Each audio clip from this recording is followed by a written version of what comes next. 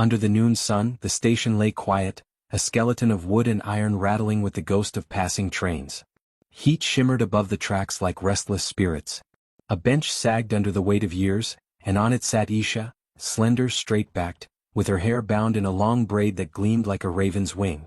She clutched a worn satchel as though it contained not clothes, not keepsakes, but the last scraps of her dignity. She kept her gaze fixed on the horizon, where sky and sand met in a line so thin it seemed ready to break. Her lips parted only for a whisper, half prayer, half confession. "I'm not made for love." The words dissolved into the dry air, swallowed by the silence that had followed her since childhood. The clop of hooves came slow, deliberate, a rhythm that folded into the stillness rather than breaking it. Dust curled up around the legs of a chestnut horse, its rider tall, weary, shoulders bent not from weakness but from years of carrying a life alone. Frank dismounted, every move quiet, as though he feared disturbing the ground itself. His boots pressed against the platform boards, sending soft creaks into the emptiness. Isha did not look at him, though she felt his presence brush against her like a wind shifting direction. He lingered only a few feet away, his shadow stretching across the sunlit planks toward her. His voice, when it came, was lower than the wind, softer than the sigh of the station's warped beams. "You're coming with me." The words fell between them, neither command nor plea, but something more uncertain, a bridge built without knowing if it would hold. Isha's breath caught. She did not lift her eyes, but her hand tightened around the strap of her satchel. Her voice was calm, sharpened by pride. "I'm not made for love. Don't mistake me for a prize to take home." Frank swallowed the sting of her refusal. He had not expected warmth. He rarely expected anything anymore. His face, weather-worn and cut with fine lines of sun and grief, revealed nothing but a quiet persistence. He did not move toward her, did not retreat either. The silence grew thick as if the earth itself held its breath. From far away, a train's whistle shrieked, lonely and desperate, rushing toward a place neither of them belonged to. The sound trembled in Isha's chest, dragging memories from her bones. She saw faces that had once promised to stay, heard laughter that had turned to ash. Her people scattered, their names reduced to whispers in towns that spoke of them only with pity or contempt. In that fire of betrayal she had forged a vow, survival first, never again to be bound by love's fragile chain. Frank lowered himself onto the bench beside her, though he left enough space for distance. He did not try to fill the silence with comfort or demand. Instead he set down a tin canteen at her feet. It was small, unspectacular, a gesture too simple to be called kindness, yet it pulsed with meaning. The sun burned hot and her throat ached with thirst, but pride kept her hands still. For the first time she looked at him, studying the set of his jaw, the way his eyes, gray like rain clouds too tired to break, stared ahead instead of at her. He was not a man of speeches. Perhaps he did not know how. He sat steady, letting the offering remain without expectation.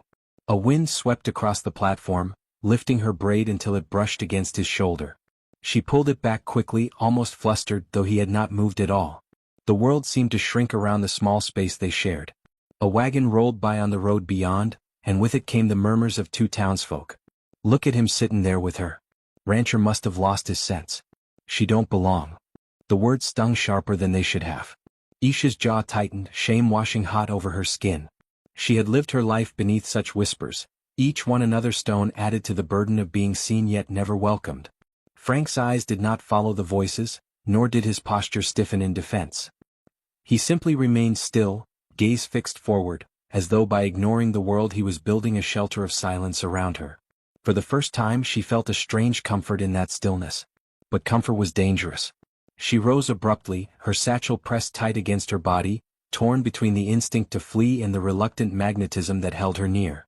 Frank turned his head slowly, his expression unreadable, his voice carrying no demand, only a steady murmur. "I don't want your love. Just your company on the road." The words surprised her. He offered not chains, not promises, but something gentler, companionship without demand. The thought lingered in her, soft and unsettling. She stayed. The hours that followed slipped like grains of sand through a glass. They walked together when the station emptied, the desert stretching vast and endless, swallowing the echoes of their steps. Dust rose behind them, erasing the place they had left as though history itself was dissolving. By nightfall they built a fire. Its crackle painted their faces in shifting amber, shadows reaching out like memories refusing to rest. Isha broke the silence first, her voice low, carried more by flames than by breath. I was taught love was a chain. I broke free, but it broke me too. Frank said nothing.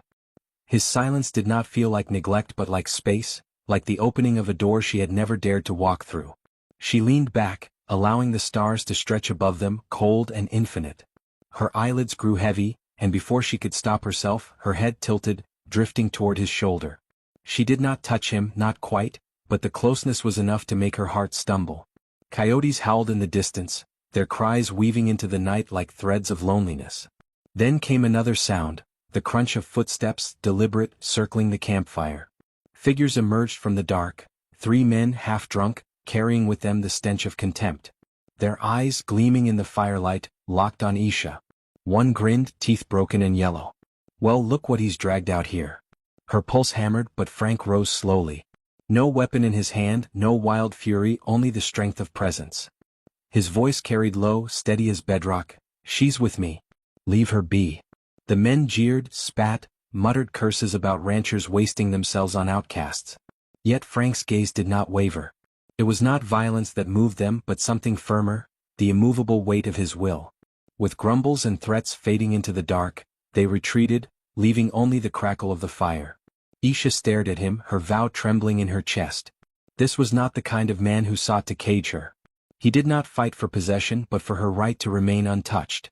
Dawn crept across the horizon, spilling gold across the desert. Frank saddled his horse, hands steady, movements slow. He did not look at her. He did not ask her to follow. His respect was his offering. Her body trembled with choice. She remembered the whisper she had spoken so often, "I'm not made for love." Yet as the sun warmed her face, that vow no longer felt like truth, but like a wound that had never been allowed to heal. She stepped closer. Her hand lifted, light as breath, and rested on his arm. The gesture was not a confession of love, not yet, but an answer to his wordless question. 2 broken spirits could walk forward together, not bound by chains but by choice. The horse shifted, the desert stretched endless, and the horizon opened wide as promise. Love, she realized, was not thunder or flame. It was presence. It was the courage to stay when the world turned away. And as they set out, their silhouettes drawn long across the sand, the horizon seemed less empty, less endless. For once neither of them walked alone.